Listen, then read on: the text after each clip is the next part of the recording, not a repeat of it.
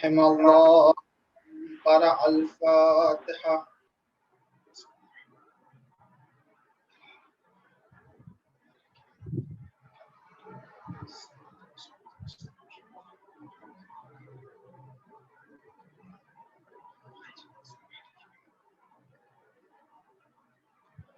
अऊज़ु बिल्लाहिस समीइल अलीम मिनश शैतानिर लईनिर रजीम। बिस्मिल्लाहिर रहमानिर रहीम। अल्हम्दुलिल्लाहि रब्बिल आलमीन। बारिअल खलाइक अजमईन व बाइसिल अंबियाए वल मुरसलीन।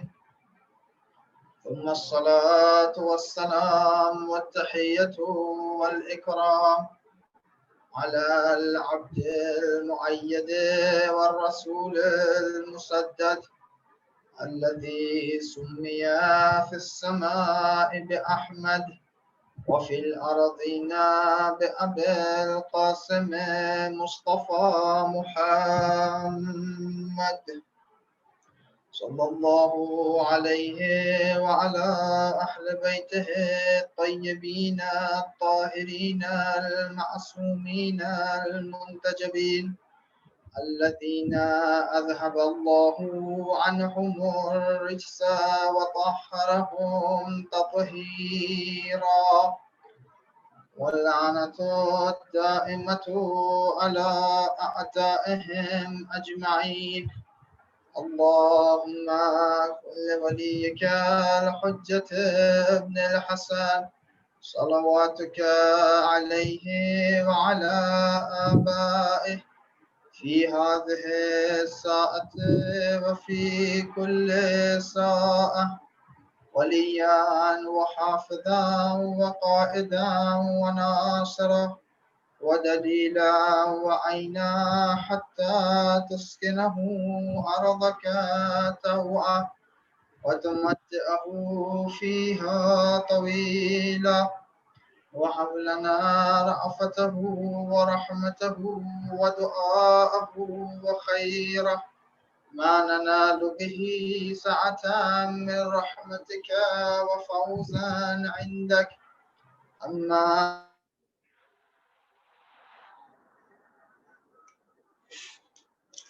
بعد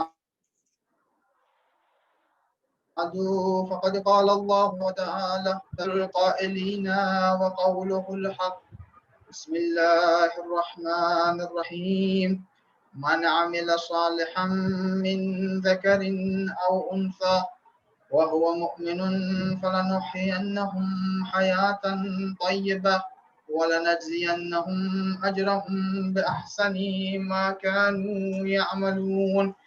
सल्लल्लाहु अलैहि मोहम्मद व आले मोहम्मद पर अल्लाहुम्मा सल्ली अला मुहम्मद व आले मुहम्मद व अज्जिल फरजहु। अज़ादारान मुहतरम, अज़ादारान सैयद शुहदा, आज की सातवीं गुफ्तगू कि जो हयात तैयबा के मौजू से है, यानी एक ऐसी जिंदगी कि जो कामयाब जिंदगी हो, हमारे नजदीक नहीं बल्कि वो कामयाबी की जो खुदावंद मुताल जिसे कामयाब जिंदगी है। और ये एक फितरी चीज है, हर इंसान के अंदर मौजूद है। हर इंसान चाहता है कि उसकी जिंदगी कामयाब हो, बेहतरीन हो, इस दुनिया में भी और आखिरत में भी। और इसी सिलसिले से गुफ्तगू आपकी खिदमत में पेश की कि तन्हा और वाहिद रास्ता कि जो हमें इस ऐसी जिंदगी तक पहुंचा सकता है वो दर अहले बैत अलैहिमुस्सलाम है। और सिर्फ मोहब्बत अहले बैत दिल में रखना काफ़ी नहीं है, बल्कि विलायत की शर्त की गई है। विलायत यानी अहले बैत की मोहब्बत के साथ साथ अहले बैत ने जो कहा है उस पर भी अमल करना ज़रूरी है। तब जाके इंसान उस जिंदगी तक पहुंच सकता है, उस हयात तक पहुंच सकता है कि जहां पर उसे कहा जा सके कि आपकी जिंदगी कामयाब थी। उसी सिलसिले में आप खिदमत अर्ज किया कि अमल एक बहुत इम्पोर्टेंट और असासी शर्त है कि इंसान इस इंतखाब करने के बाद, दर अहले बैत पर आने के बाद उसे चूज करना होगा कि उसे दर अहले बैत पर आने के बाद, हिदायत आ जाने के बाद आया उस हिदायत पर कंटिन्यू करे, गामजन रहे, या कि हिदायत पाने के बावजूद दूसरे रास्तों पर चला जाए, दूसरे मकातिब की तरफ चला जाए। अगर वो हिदायत पर बाकी रहता है तो और हयात तैयबा पाना चाहता है तो उसके लिए जरूरी है कि अमल अंजाम दे। अमल उसका अमल सालेह होना चाहिए। खिदमत में अर्ज किया कि अमल सालेह वो अमल है कि जो बेसिक क्राइटेरिया है कि वाजिबात पर अमल है और हराम काम से बचना। और अमल से पहले उसकी नीयत बहुत जरूरी है कि किस नीयत से इंसान इस काम को अंजाम दे रहा है। नीयत के अलावा उसकी कंटिन्यूटी भी उतनी जरूरी है कि इंसान जब शुरू कर रहा है अच्छे काम को तो आखिर लम्हे तक उसकी नीयत उसके साथ रहे। ऐसा ना हो कि आधे रास्ते से शैतान उसकी नीयत को बदल दे या लेकर चला जाए। उसी के साथ साथ इल्म भी बहुत जरूरी है कि इंसान जिस काम को अंजाम दे रहा है उसका इल्म हो उसके पास। अमल बगैर इल्म के कोई फायदा नहीं पहुंचाएगा। इस अमल सालेह के अलावा आयत जो आपकी खिदमत में तिलावत की सूरह नहल की आयत नंबर 97 के, जिसके अंदर परवरदिगार ने फरमाया कि अमल सालेह के साथ साथ आपको मोमिन भी होना पड़ेगा। मोमिन के लिए असासी शर्त विलायत थी कि जिसके बारे में अर्ज का हो चुका था। अब बारी आई थी इस चीज की कि इंसान देखे कि अपने ईमान को कैसे बढ़ा सकता है। वो ईमान तो है लेकिन इसको कैसे तरक्की दे। तो उसके लिए अर्ज हुआ कि ईमान को बढ़ाने का तन्हा रास्ता यह है कि इंसान उस चीज का जो इल्म रखता है उस पर अमल करे। जैसे जैसे इंसान अपने इल्म पर अमल करता जाएगा उसका ईमान भी तरक्की पाता जाएगा।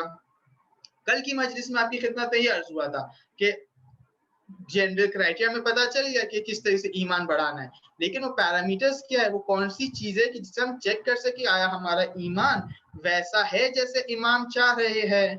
बहुत सी वक्त हम लोग इद्दा करते कि हमारे हम तो ऐसे है, लेकिन हुनर ये कि खुद मौला कहे कि ये हमारा चाहने वाला है, ये हमारी विलायत रखता है, ये हमारा पैरोकार है। अर्ज हुआ कि बहुत सारी आयात है इसके बारे में, बहुत सारी रिवायत वारिद हुए कि मोमिन की क्या सिफात है, जिसमें से एक हदीस का इंतखाब मैंने किया कि जो नॉर्मली हमारे रोजमर्रा जिंदगी में प्रैक्टिकेबल है कि इंसान देख सकता है कि जो है ये चीजें हमारे अंदर है या नहीं। और ऐसी चीजें कि हर रोज इंसान तकरीबन जो उससे सरकार रखता है।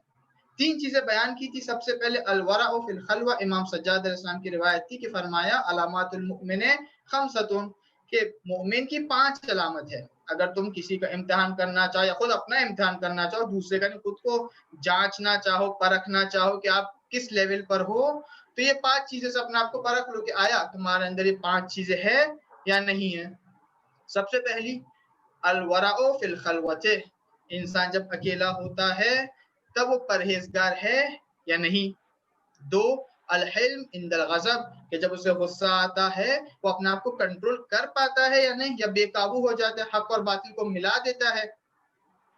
3 आपकी खिदमत अर्ज हुआ अस्सदक़तु इंदल क़िल्ला, कि जब उसके खुद के पास कम होता है तभी भी आया खुदा पर भरोसा करके इंफाक करता है, दूसरे की मदद करता है, या कि ये सोचे कि मेरे पास खुद के पास नहीं, मैं खुदा की राह में क्या दे सकता हूँ। यहाँ तक कल की गुफ्तगू। आज जो है बाकी की 2 अलामतें।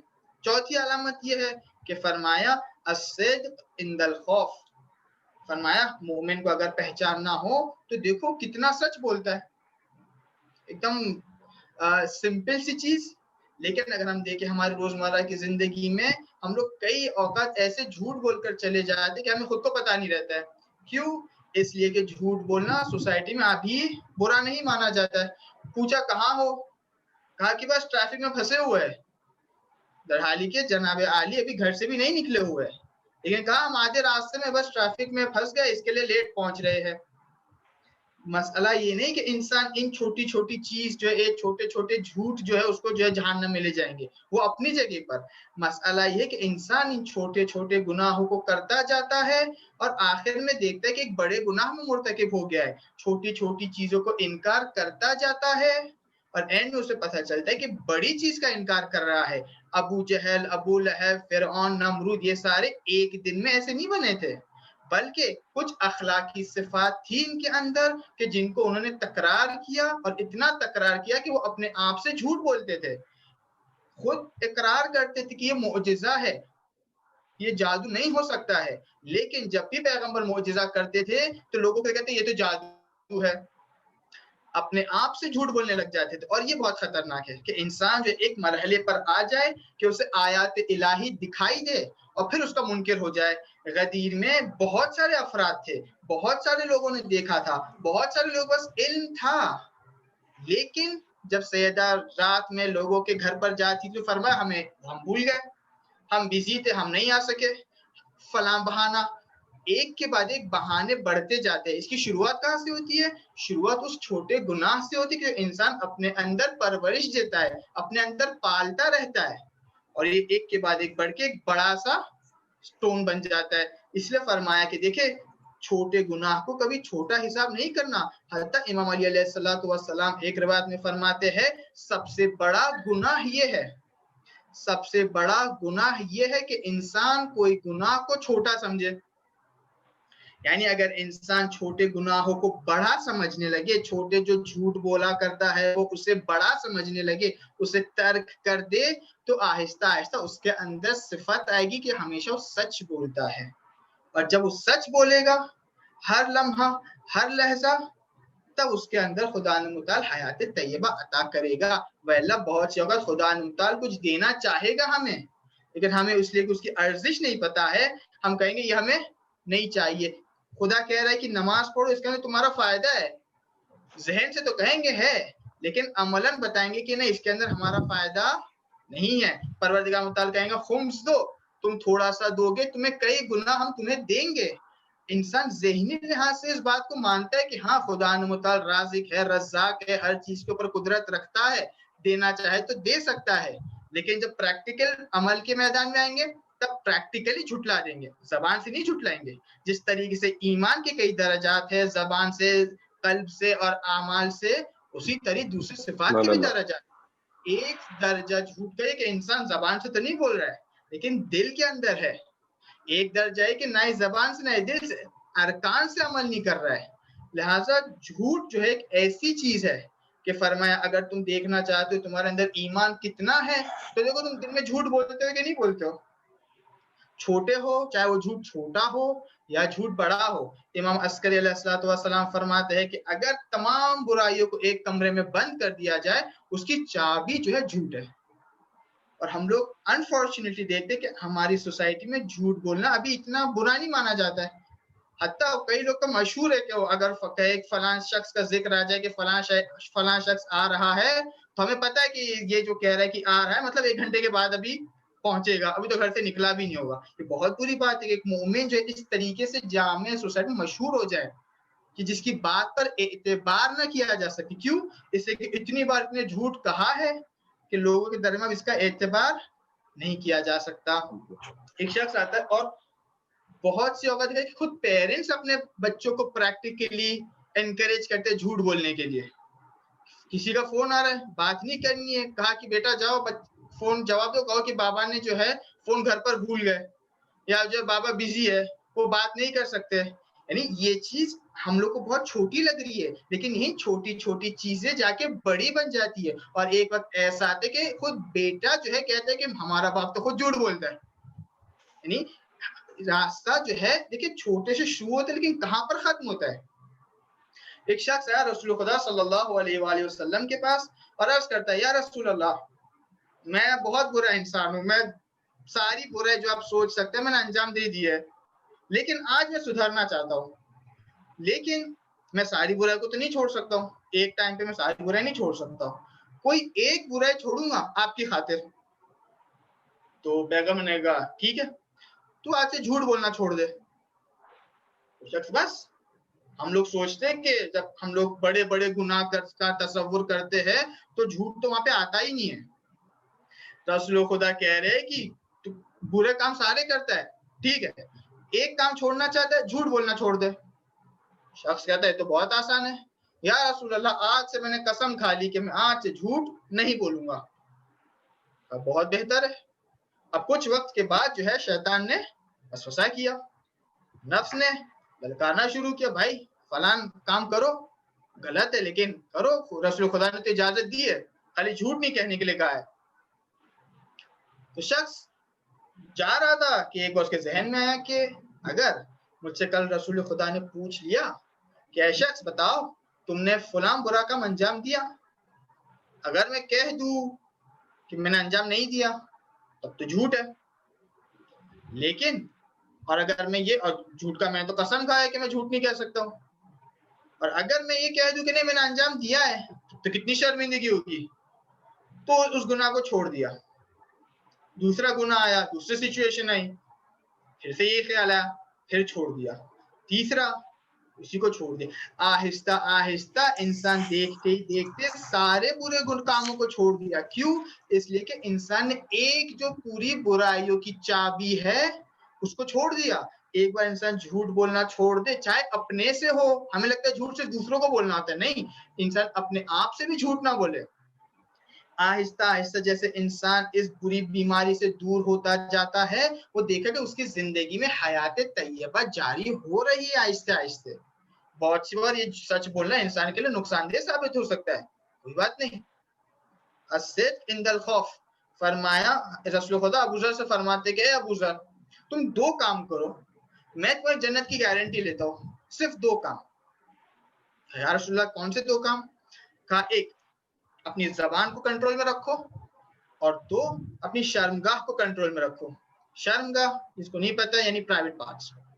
तो एक, जबान को कंट्रोल में रखो, और दो, शर्मगाह को कंट्रोल में रखो। अगर तुमने इन दो काम को कर लिया तो मैं जन्नत की तुम्हारी गारंटी लेता हूँ। अबू ज़र ने कहा या रसूल अल्लाह, मगर इंसान जो कलिमात बोलता है उसका भी हिसाब किताब होगा। पैगंबर फरमाते अक्सर लोग जो जहन्नम में जाएंगे अपनी जबान की वजह से जाएंगे। जबान से गुनाह कौन से? सबसे पहले झूठ, फिर तोहमत, फिर गीबत। सबसे क्लीज जो है, उसकी कीज जो है वो झूठ है। तो अगर इंसान पर कंट्रोल कर ले तो रसूल खुदा जन्नत की गारंटी ले रहे। फिर फरमाया पैगंबर ने अबू ज़र से, कहा कि अगर एक गैदरिंग हो और वहां पर तुम्हारे झूठ बोलने से तुम्हारी इज्जत हो रही हो, लोग हंस रहे, कह रहे अरे ये तो इसके साथ रहने में बड़ा मजा आता है, बड़े मजाक करता रहता है, लेकिन तुम्हारे मजाक में झूठ है सारा। या अगर तुम किसी को जलील करके इज्जत पा रहे हो, बहुत सी बात है कि इंसान गैदरिंग में जाता है, एक जो नॉर्मली ज्यादा बोलता है, किसी की जो है किसी ना किसी का मजाक बनाता रहता है, किसी का मजाक बना दिया उन्हें, उसको जलील किया, लेकिन खुद जो है अजीज हुआ। तो पैगंबर फरमाते ऐसा शख्स की कयामत की जायगाह ये रहेगी कि जहन्नम के जो नीचे दर्जे के लेवल्स रहते हैं, कि जहां पर गर्मी ज्यादा रहती है, वहां पर वो करार पाएगा। लिज़ा इंसान अगर ये बुरी आदत से दूर हो जाए, और मैं अलामत मोमिन की अलामतों में से है कि वो झूठ नहीं बोलता है, मिजाह में बोल सकता है। इमाम अली फरमाते हैं शाइस्ता नहीं है मोमिन के लिए कि मिजाह में भी झूठ बोले। हजरत, इसलिए कि ऐसी बीमारी है कि इंसान की दुनिया नहीं बल्कि आखिरत भी खराब करती है। हम लोग को मामला लगता है कि ये सारे गुनाह जो है इसके आसार जो हमें आखिरत में पता चलेंगे, नहीं, दुनिया में भी नुकसानदेह है। दुनिया में फरमाया कि इंसान जो झूठ बोलता है उसके चेहरे से नूर चला जाता है। इंसान जो झूठ बोलता है वो एतबार खो बैठता है अपना लोगों के दरमियान। मुमकिन है जाहिर में आपकी इज्जत कर रहे होगे, लेकिन दिल के अंदर सब जानते कि फलान इंसान जो है झूठ बोलता है। हजरत ईसा अलैहिस्सलाम एक सफर पे जाना चाह रहे थे। एक सहाबी ने कहा कि या ईसा, या नबी अल्लाह, हम भी आपके साथ चलना चाहते हैं। कहा बिस्मिल्लाह। अब दोनों सफर करते हुए चले आगे, साथ में 3 रोटी थी इनके पास। आगे बढ़े, थक गए, खाने का वक्त हुआ, कहा खाया जाए। ये शख्स हजरत ईसा को 1 रोटी दी और खुद ने 1 रोटी खाई। हजरत ईसा ने कहा तीसरी रोटी कहाँ गई? कहा कि नहीं पता या नबी अल्लाह। कहा 3 तो थी ना हमारे पास, 1 हमने खाई, 1 आपने खाई, तीसरी कहाँ गई? कहा कि या नबी अल्लाह मुझे नहीं पता है। ठीक है, बड़े आगे चलते गए, थक गए, फिर से वापस खाने का वक्त हुआ तो सामने एक हैवान था, उसको ज़िबा किया, उसको बनाया, उसको खाया। अब फिर वापस हजरत ईसा अलैहिस्सलाम ने बेइज़्निल्लाह, इस मुर्दे को जिंदा कर सकते थे हजरत ईसा, हैवान को फिर से जिंदा कर दिया। अब फिर उस शख्स से कहा क्या शख्स, मौजज़ा देख रहा है तू, मैं चाहूँ तो सब चीज कर सकता हूँ, ये बता तीसरी रोटी कहाँ गई? या नबी अल्लाह मुझे नहीं पता तीसरी रोटी कहाँ है। ठीक है, चले आगे, फिर से दरिया आया, बीच में पानी आया, पानी पर सफर करते, उनको भी जो है, जो साथ में चल रहा था, उनको भी मोजिजे से कहा कि भाई आप भी पानी पर चल सकते, चले। शख्स पानी पर चला, ईसा भी गए, सफर इदामा हुआ। जब वापस आए खुशकी की तरफ तो कहा अब तो पानी पर भी चल चुका है, अब बता दे तीसरी रोटी कहाँ पर है। या नबी अल्लाह, मुझे नहीं पता तीसरी रोटी कहाँ है। कहा मुतमईन है? कहा हाँ 100% नहीं पता है मुझे। ठीक है। फिर जो है कुछ टाइम के बाद एक छोटा सा हिल टॉप आता है। हज़रत ईसा ने उस हिल टॉप को सोने में तब्दील कर दिया और उस सोने के 3 हिस्से किए। तो शख्स कहता है या नबी अल्लाह 3 हिस्से क्यों? कहा इसलिए कि एक मेरा हिस्सा है, हमारा हमसफर है, तुम्हारा हिस्सा है, और तीसरा उस इंसान के लिए है कि जिसके पास वो रोटी है। तो कहते हैं या नबी अल्लाह, असल में तो बात ये है कि तीसरी रोटी भी जो है ना मैंने ही खा ली थी। तो ईसा नबी फरमाते हैं कि तुम जो झूठ बोल रहे हो दुनिया के लिए, तुम्हारे अंदर जो लालच है दुनिया के लिए, ये बाइस बनेगी कि तुम हमारे साथ नहीं चल सकोगे। इंसान अगर झूठ पर इसरार करे तो वो रसूल और नबी और अहले बैत से दूर हो जाता है। हज़रत ईसा ने कहा कि ठीक है, आज से यहाँ से जो हमारा सफर खत्म होता है, तुम अपना सोना ले जाओ और मेरा हिस्सा भी ले जाना, मुझे सोने की जरूरत नहीं है। शख्स खुश, माशाल्लाह 2 हिस्से क्या 3 हिस्से मिल गए मुझे। अब जो है भरना शुरू किया सोना, तो देखा कि 2 चोर सामने से आ गए। तो उसने कहा कि रुको रुको, मुझे मारो नहीं, हम लोग जो है ना इसके हिस्से कर लेते, थोड़ा ज्यादा तुम लोग ले लेना, थोड़ा बहुत मुझे दे देना। कहा ठीक है। अब जो है ये शख्स, वक्त लग गया थोड़ा सोना भरने में, एक छोटा सा पहाड़ था, उसको भरने में टाइम भी लगेगा। खाने का वक्त आया तो इस शख्स से कहा कि इस शख्स काम करो, खाना कुछ तैयार करो, हम लोग जब तक जो यहाँ पर सब समेटते हैं। ठीक है। अब सबकी नीयत खराब हुई। वो जो खाना लेने गया था, बनाने गया था, उसने कहा कि मैं खाने में जहर डाल देता हूँ ताकि ये दो जो है हलाक हो जाएंगे, पूरा सोना मेरे लिए होगा। इन दोनों ने ये सोचा कि वो शख्स जो जा रहा है वो जब वापस आएगा हम उसे कत्ल कर देंगे और हम लोग जैसे 50-50 कर लेंगे। ये शख्स वापस आया, इन्होंने उसको कत्ल कर दिया, वो शख्स जो है चला गया और इन्होंने जब खाना खाया तो ये दो भी चल बसे। अब फिर कुछ वक्त के बाद जब हजरत ईसा वापस पलट रहे थे अपने एक दूसरे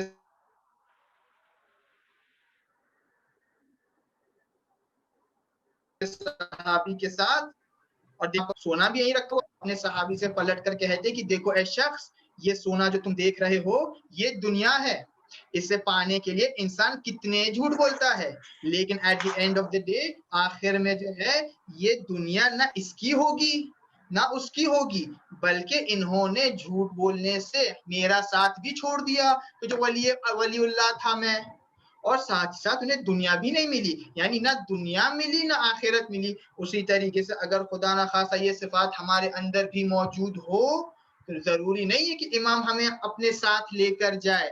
बस औकात मगर करबला के वाक़े में, मगर आशुरा के अय्याम में जिनकी आज़ादारी हम मना रहे, नहीं जैसे अफराद कि जो इमाम के साथ चलना तो चाहते थे लेकिन दुनिया की लालच ने उन्हें इमाम के साथ जुड़ने नहीं दिया। उसी तरीके से अगर इंसान शुरू कहाँ से हुआ था, एक छोटे से झूठ से। अगर वो पहले कहते थे कि यार नबी मैंने रोटी खा ली है, तो शायद इतना लंबी दास्तान भी ना होती, लेकिन झूठ बोलता कि आहिस्ता आहिस्ता हुब्बे दुनिया पर जब आके ये खत्म हुआ झूठ, तब उसने आके उसको हलाक कर दिया। उसी तरीके से बहुत जरूरी है कि हम लोग अपने अमाल का जायजा लें, अपने अखलाक का जायजा लें कि खुदा ना खासा ऐसी सिफात हमारे अंदर तो नहीं है। बहरहाल, तो चौथी सिफत ये थी कि इंसान जो है सच बोलता है। ये सच के एकदम बेसिक रहे, इमाम तो फरमाते सच बोलता है उस हालत में उसे डर भी हो, वो अपना अलग मकाम है। बहरहाल, पांचवी चीज जो इमाम फरमाते हैं अलामातुल मोमिन खमसा, 5 अलामतें हैं। पांचवी चीज अस्सब्र, सब्र। इमाम अली हसन फरमाते हैं अस्सब्रु मिनल ईमान कल जसद फिल बदन, अस्सब्रु मिनल ईमान कर्रास मिनल जसद। यानी क्या? यानी ये कि ईमान के बारे में सब्र जो है ईमान के लिए उस तरीके से है जिस तरीके से एक सर है बदन के लिए। फिर फरमाया आया वो बदन के जिस जिसके ऊपर सर ना हो, कुछ काम का है? का नहीं है। उसी तरीके से अगर इंसान के पास ईमान का इद्या है लेकिन सब्र नहीं है साथ में, तो उसका ईमान जैसे कोई काम आने वाला नहीं है। परवरदिगार फरमाता है अहसिबतुम अन तदखुलुल जन्नता वलम्मा यअलमुल्लाहुल्लज़ीना जाहदू मिनकुम व यअलमुस साबिरीन, कि तुम सोचते हो, तुम ख्याल करते हो कि तुम जन्नत में वारिद हो जाओगे, दरहाली के जबकि अल परवरदिगार मुताल ने अब तक तुम्हारे दरमियान हुक्म नहीं किया है कि तुम में से कौन मुजाहिद है, कौन साबिर है। सूरह आले इमरान की आयत नंबर 142 में आप जाके मुराजा फरमाए कि यहाँ पर परवरदिगार मुताल कह रहे कि जन्नत में उस वक्त तक इंसान नहीं जा सकता है जब तक कि दो कैटेगरी मुशख्खस हो जाए। या तुम मुजाहिद थे, स्ट्रगल कर रहे थे अल्लाह की राह में। स्ट्रगल जरूरी है कि इंसान जो बंदूक उठा के जाए, नहीं, इंसान अपने अखलाक को संवारना चाहे, अपने अखलाक को सही करना चाहे, ये भी स्ट्रगल है। हलाल रोजी कमाने जाए, ये भी स्ट्रगल है। फरमाया जब तक कि खुदा न मुताल हुक्म नहीं करता है कि तुम में से कौन मुजाहिद है, कौन है जो स्ट्रगल कर रहा है, और कौन है वो कि जो साबिरीन में से है, कि जो सब्र कर रहा था मुश्किल के वक्त, मुसीबत के वक्त, तब तक के जन्नत हासिल नहीं होगी। यानी ये दो का मर्तबा एक दूसरे के बाजू में करार दिया, मुजाहिद का और साबिर का।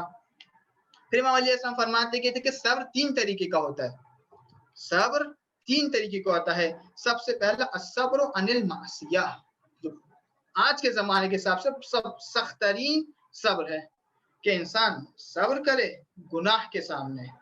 वसाइल गुनाह जो आज की सोसाइटीज में मौजूद है, फराहम है, इंसान इस वक्त आकर अपने आप को कंट्रोल कर ले, सब्र कर ले, बहुत सख्त है। जहां पर इंटरनेट के एक क्लिक के ऊपर सारी चीजें आ सकती है, जहां पर अभी रजिस्टर्ड फहशा खाने और फसाद के घर बनाए जा रहे हो, वहां पर एक इंसान अपने आप को खुदा की खातिर गुनाह से रोक ले, ये बड़ा काम है।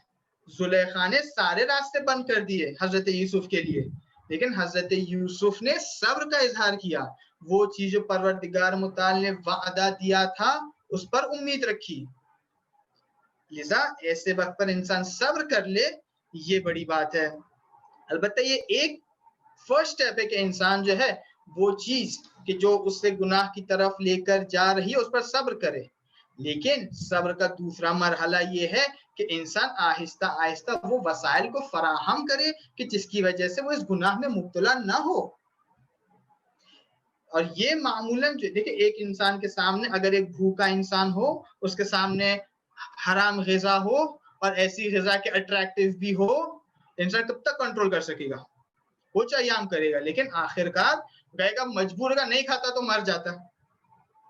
लिहाजा एक एस्पेक्ट है कि इंसान गुनाह के सामने सब्र करे, लेकिन दूसरा एस्पेक्ट ये कि ऐसा कोई काम करे कि जिसकी वजह से इंसान इस गुनाह की जगह कोई हलाल तरीके से काम को अंजाम दे। और ये काम जो है बुजुर्गों का है, जो बड़े हैं कम्युनिटी में या जो पेरेंट्स है, जो उनका वजीफा है कि किस तरीके से। जैसा आप देखिए रसूल खुदा फरमाते हैं कि बच्चों का हक है अपने वालिदैन के ऊपर कि जब वो बालिग हो जाते हैं, बड़े हो जाते हैं, तब उनके लिए एक ऐसा इंतखाब करे कि जो उनके साथ जिंदगी भर रह सकता हो। ये बच्चों का हक है अपने वालिदैन के ऊपर। जैसा वो इंसान कि जो मासियत के सामने सब्र करता है, पैगंबर उसके लिए फरमाते हैं कि मन तरक मासियतन लिल्लाहि मखाफतल्लाह, कि अगर एक इंसान गुनाह से बचे, अपने आप को रोके गुनाह के सामने, या खुदा की खातिर खालिसन लिल्लाह, या खुदा के अजाब की खातिर, कहा कि अगर तुम फलां काम करोगे तो इतने कोड़े पड़ेंगे, इतनी बार जो तुम्हें जहन्नम में जाना, इतने साल जहन्नम में रहना होगा, ऐसे रॉड्स आपको जो है लगाए जाएंगे। तो कहा कि खुदा मैं यहाँ पे सब्र कर लेता हूँ, मुझे जहन्नम में नहीं जाना है। अगर उसने जो या खालिसन लिल्लाह सब्र किया, या जो है खुदा के खौफ की बिना पर सब्र करता है, तो परवरदिगार मुताल अर्ज़ाहुल्लाहु यौमल क़ियामा, परवरदिगार मुताल उसे इतना अता करेगा क़यामत के दिन कि वो परवरदिगार से राजी हो जाए। आप देखिए हजरत यूसुफ ने तर्क मासियत की, सब्र किया, जिंदान से जाकर, जेल से जाकर अजीज मिस्र बना दिया परवरदिगार ने उन्हें। तो सबसे पहली सब्र की किस्म ये है, पहली टाइप का सब्र है कि इंसान गुनाह के सामने अपने आप को रोके, कंट्रोल करे। दूसरा मरहला ये है कि इंसान सब्र जो है सब्र अला ताआ, कि इंसान इताअत के मरहले में सब्र करे। बहुत सकते फजर की नमाज पढ़ना, लेकिन हुक्म परवरदिगार है, करना पड़ेगा। बहुत सकते इंसान गर्मी में रोजा रखे, हुक्म है, करना पड़ेगा। बहुत सकते इंसान इतनी मेहनत से कमाता है, खुम्स और ज़कात दे, बहुत सख्त है। लेकिन अगर इंसान ये सोचे कि ये तमाम नेमतें जो इंसान इस्तेमाल कर रहा है, नमाज अगर इंसान पढ़ना चाहे पूरी 17 रकातें, ज्यादा से ज्यादा उसे 20 या 25 मिनट चाहिए। परवरदिगार मुताल ने उसके इख्तियार में 24 घंटे रखे हैं। 24 घंटे में सिर्फ आधा घंटा मैक्सिमम चाह रहा है, मैक्सिमम, उतना भी नहीं होता है, लेकिन मैक्सिमम आधा घंटा चाह रहा है। तो आया बंदे का फर्ज नहीं है कि अपने 24 घंटे में से आधा घंटा तो खुदा को दे दे? परवरदिगार मुताल ने पूरा साल उसे तंदुरुस्त और सालिम रखा, हाथों में कुव्वत दी। आया खुदा का हक नहीं है कि कुछ दिन इंसान रोजा रख ले, वो भी रोजा उसके फायदे में। अगर आप उसके साइंटिफिक उस लिहाज से देखने जाएगा तो खुद उसका फायदा अपनी जगह पर, लेकिन ये इताअत की बात है कि जहां पर ये नहीं देखा जाता कि फायदा है नुकसान है, इताअत है इसलिए करना है। तीसरा फरमाया कि मुसीबत के वक्त सब्र करना। वलनब्लुवन्नकुम बिशैइन मिनल खौफि वल जू व नक्सिन मिनल अम्वाल वल अनफुस वस समरात। देखिए ये दुनिया जो है इम्तिहान की दुनिया है, आजमाइश की दुनिया है। यहाँ पर अगर है इंसान के पास तब भी वो परेशान है, तब भी रो रहा है, अगर नहीं है तब भी परेशान है और तब भी रो रहा है। ये ऐसी दुनिया है कि जहां पर परवरदिगार ने बनाया ही इसलिए ताकि इंसान की आजमाइश कर सके। और फरमाया कि आजमाइश किस तरीके से होगी, कभी फाइनेंशियल होगी, कभी जो है औलाद के सिलसिले में होगी, कभी जो है कुछ नुकसान के जरिए से होगी। ये तमाम चीजों से जो खुदा आजमाने वाला है। फलसफे खिलकत यही है, तबारकल्लज़ी बियदिहिल मुल्क। सूरह मुल्क की दूसरे नंबर की आयत देखिए, अल्लज़ी खलकल मौता वल हयाता लियब्लुवकुम अय्युकुम अहसनु अमला। खुदा ने मौत और हयात को इसीलिए खल्क किया है ताकि देखे कि तुम में से बेहतरीन अमल करने वाला कौन है। अगर इंसान जो है इस फलसफे खिलकत को जहन में रखे कि क्यों हम दुनिया में आए हैं और एक दिन हमें इस दुनिया से जाना है, और तमाम मुसीबतों को इस एंगल से आकर देखे कि हर मुसीबत के लिए खुदा न मुताल ने अज्र करार दिया है। वो भी किस तरीके का अज्र? खुदा न मुताल फरमाता है ऐसा अज्र के बगैर हिसाब है। वो अफराद के जो सब्र करते हैं मुसीबत के वक्त, वो अफराद जो सब्र करते हैं उनको इस कदर अता करेगा परवरदिगार मुताल कि बगैर हिसाब है, कि जिसका हिसाब व किताब नहीं है, इस कदर अता करेगा। क्यों? इसलिए कि जो एग्जाम जो थी उनको एग्जाम में मुब्तला किया था परवरदिगार ने, वो एग्जाम में पास हो चुके। अब जब पास हो गए तो खुदा मुताल उन्हें उसी तरीके से अज्र अता करेगा। आप देखिए कि जिसके लिए कायनात बनाई गई थी, मोहम्मद वाले मोहम्मद के जिसके सदक़े में पूरी कायनात बनाई गई थी, उनको इस दुनिया में चैन नहीं मिला। तो हमारा आपके जो तुफैल आले मोहम्मद में वजूद में आए हैं, उनको कहां से इस दुनिया में चैन मिलेगा? जैसा हमेशा स्ट्रगल है, हमेशा इंसान जो है, और दुनिया मोमिन के सामने अलग अलग तरीके से जिल्वागरी करेगी। इंसान का हुनर है कि इंसान उस वक्त अपने आप को मासियत परवरदिगार से रोके, उस पर सब्र करे। और जो खुदा मुताल ने कहा है कि इस काम को करो, इस काम को ना करो, सबकी हिकमतें हैं और मौजूद भी। अगर इंसान थोड़ा सा अक्ल अगर इंसाफ से सोचे तो उसे सारे अहकाम की हिकमतें भी समझ में आती है, अक्सर अहकाम की हिकमतें समझ में आती है। और फिर फरमाया कि देखो इसके बाद जो है दुनियाएं टेस्ट है, आजमाइश है, इसके अंदर तुम्हें सब्र करना होगा। लिजा इमाम सज्जाद अलैहिस्सलाम की जो रिवायत को जो आपकी खिदमत में पेश कर रहा था कि अलामातुल मुमिन खमसा, कि मुमिन की अलामत 5 चीजें हैं। सबसे पहले अलवरा फिल खलवत, कि जब अकेला होता है तब परहेजगारी से काम लेता है। 2 अलहिल्म इंदल गज़ब, जब गुस्से में आता है तब अपना को कंट्रोल करता है, काबू में रहता है, बेकाबू नहीं हो जाता है, मजनून नहीं हो जाता है।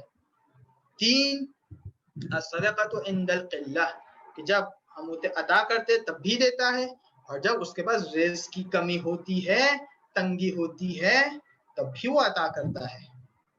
4 अस्सिद्क़ु इंदल खौफ, कि वो सच बोलता है, झूठ नहीं बोलता है, भला उसके लिए खतरा हो लेकिन सच बोलता है। और पांचवी चीज सब्र, कि इंसान जो है सब्र करे, कि अगर इंसान सब्र करता है तो परवरदिगार मुताल उसे इस तरीके से बख्शता है कि बगैर हिसाब के, जिसका कोई हिसाब कर नहीं सकता। और इमाम हुसैन अलैहिस्सलाम को जो इतनी इनायतें हुई है इस दुनिया में भी और उस दुनिया में भी, इतने सालों के बाद आज तक क़याम इमाम हुसैन अलैहिस्सलाम जारी है, वो इसी सब्र के सदके में कि जो इमाम ने किया था। इमाम ने खुदा की राह में क्या क्या नहीं दिया, जो कुछ था सब कुछ दे दिया। भाई को दिया, बेटों को दिया, बहन की असारत को कबूल किया। अगर चाहते है रिवायत के अंदर के आशूर के दिन जिन्नों का पूरा ग्रोह आया, कहा कि मौला अगर इजाजत फरमाए हम इनको अभी खत्म कर देंगे। मौला ने कहा अगर मुझे खत्म करना तो मैं खुद ही काफी था, मलाइका की जरूरत, तुम्हारी जरूरत नहीं थी। लेकिन रिजन बेक़ज़ाही, रज़ाए परवरदिगार इस चीज में है, और इसी की खातिर अपने भतीजे को भी दे दिया। अज़ादारो 7 मुहर्रम रिवायत के मुताबिक वो दिन है कि जब इमाम हुसैन अलैहिस्सलाम की सबीलें सब खत्म हुई, पानी बंद हो गया था। आहिस्ता आहिस्ता कल रात से अल-अतश की सदाएं बुलंद होगी। जब महज़रे शहादत बयान फरमा रहे थे इमाम हुसैन अलैहिस्सलाम कि देखो अकबर, तुम्हारे यहाँ पर इस मकाम पर सीने में बर्छी लगेगी, देखो हबीब तुम्हारी शहादत यहाँ पर होगी, देखो ज़ुहैर तुम यहाँ पर शहीद होगे। एक एक करके मौला बताते जा रहे थे, और जब खत्म हुआ देखा कि एक मासूम सा नौजवान मायूस बैठा हुआ है। इमाम ने फरमाया कासिम बेटा तुम मायूस क्यों हो? कासिम फरमाते हैं चचा जान आपने सबकी शहादत की खबर दे दी, तो क्या मेरी नसीब में शहादत नहीं है? इमाम फरमाते कासिम बेटा ये तो बताओ तुम्हारे नजदीक मौत कैसी है? इमाम का बेटा है, मारिफत रखता है, 13 साल का है, लेकिन क्या जवाब दिया? फरमाया चचा जान मेरे नजदीक आपकी राह में मरना, आपकी राह में मौत अहला मिनल असल, शहद से मीठी है। इमाम फरमाते तो बस कासिम जान लो तुम तो क्या अली असगर भी कल शहीद होंगे। जब अली असगर का नाम लिया कासिम फरमाते चचा जान क्या अदू खेमे में आ जाएंगे? मैं कहूंगा कासिम अली असगर तो मैदान में जाकर तीर खाएंगे, लेकिन हाय शाम गरीबा अदू खेमे में आएंगे और खेमे को किस तरीके से गारत करेंगे। हाँ ज़ादारो, सुबह आशूर नमूदार होती है, एक के बाद एक सहाबी जाता है, अंसार जाता है, आहिस्ता आहिस्ता बनी हाशिम की नौबत आती है। कासिम बार बार इमाम के पास आते हैं और फरमाते हैं आका चचा जान इजाजत दे दे, मक्तल जाने की इजाजत दीजिए। इमाम बार बार कहते नहीं कासिम अभी नहीं, अभी अफराद बाकी है। हत्ता रिवायत में ये आता है कि हजरत कासिम इजाजत लेने के लिए कभी इमाम के हाथ चूम रहे हैं, कभी पैरों से लिपट के पैर चूमते हैं, कहते चचा जान मुझे इजाजत दीजिए, मैं भी आपकी राह में शहीद होना चाहता हूँ। इमाम फरमाते कासिम तुम्हें कैसे इजाजत दे दूं, तुम मेरे भाई हसन की निशानी है, मैं तुझे इजाजत नहीं दे सकता हूँ। हजरत कासिम उदास होकर खेमे में जाते हैं। मादर कासिम फरमाती है बेटा क्या हुआ? कासिम फरमाते हैं कि मादर अम्मी जान मैं जंग के लिए जाना चाहता हूँ, लेकिन मौला इजाजत नहीं देते हैं, बस ये कहते हैं कि तू हसन की निशानी है, तुझे किस तरीके से जाने दूं? मादर कासिम ने फरमाया बेटा तुम्हें याद है कि तुम्हारे बाबा हसन मुश्तबा ने एक नामा लिखा था, कहा था कि जब मुश्किल आएगी तो मुश्किल के वक्त इस नामे को खोल के पढ़ लेना। कासिम जाते हैं, वो नामे को उठाते हैं, इसने शहादत देखा तो खुश हो गए, खुशी खुशी इमाम हुसैन के पास आते हैं। इमाम समझ जाते हैं कासिम क्या लेकर आ रहे हैं।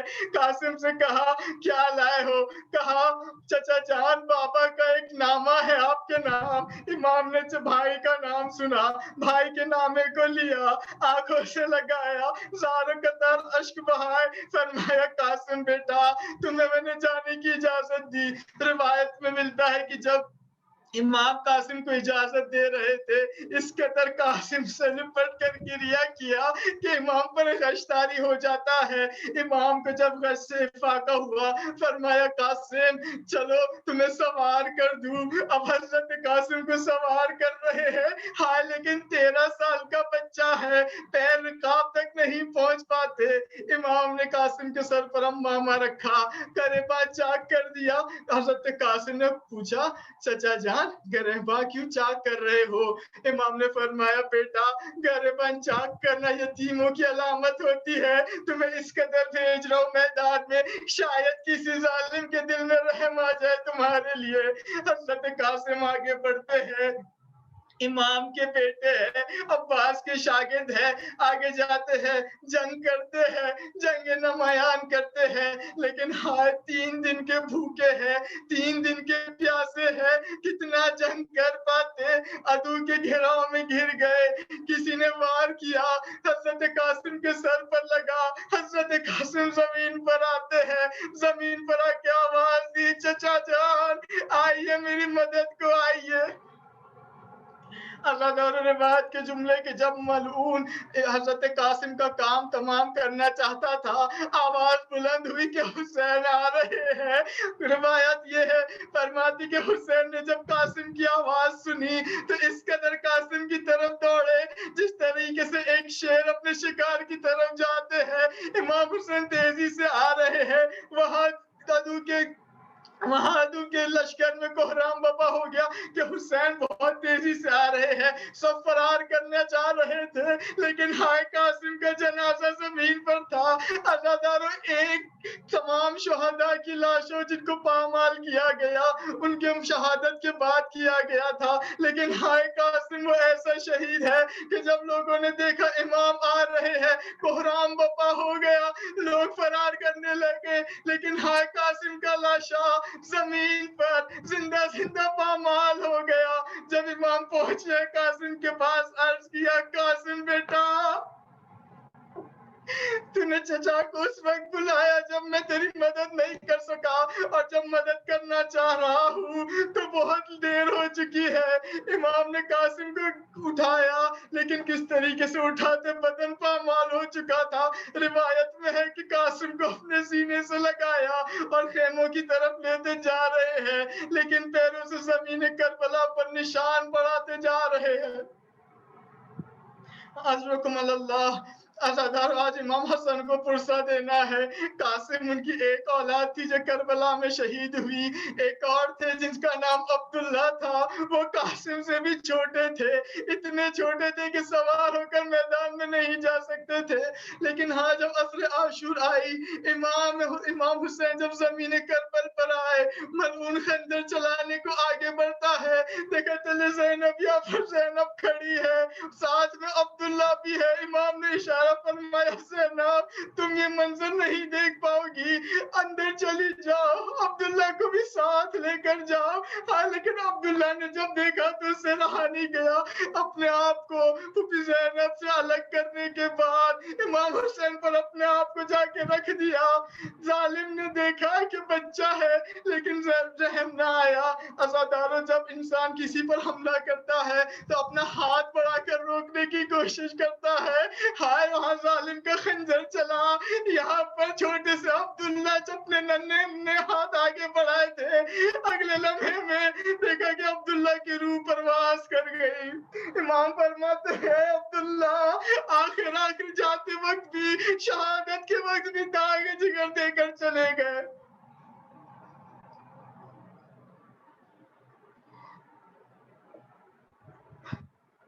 इन्ना लिल्लाहि व इन्ना इलैहि राजिऊन। अला वलानतुल्लाहि अलल कौमिज़ ज़ालिमीन व सयअलमुल लज़ीना ज़लमू अय्य मुनक़लबिन यनक़लिबून। सब मिलकर पढ़ते हैं। अस्सलामु अलैका या अबा अब्दिल्लाह व अलल अरवाहि अल्लती हल्लत बिफ़नाइक अलैका मिन्नी सलामुल्लाह अबदा मा बकीतु व बकियल लैलु वन नहार वला जअलहुल्लाह आखिरल अहद मिन्नी लिज़ियारतिकुम अस्सलाम अलल हुसैन व अला وعلى अबी الحسين हुसैन व अला وعلى औलाद الحسين وعلى وعلى أصحاب أصحاب الحسين الحسين रहमतुल्लाहि व बरकातहू। परवरदिगार आप हक मोहम्मद व आले मोहम्मद हमारी इस छोटी सी इबादत को कबूल फरमा। परवरदिगार आप हक मोहम्मद व आले मोहम्मद हमारे गुनाहान सगीरा और कबीरा को माफ़ फरमा। परवरदिगार आप हक मोहम्मद व आले मोहम्मद जो बीमार है उन्हें शिफा आजिला और कामिला इनायत फरमा। परवरदिगार आप हक मोहम्मद व आले मोहम्मद इस वबा को इस दुनिया से जल्द अज जल्द खात्मा फरमा।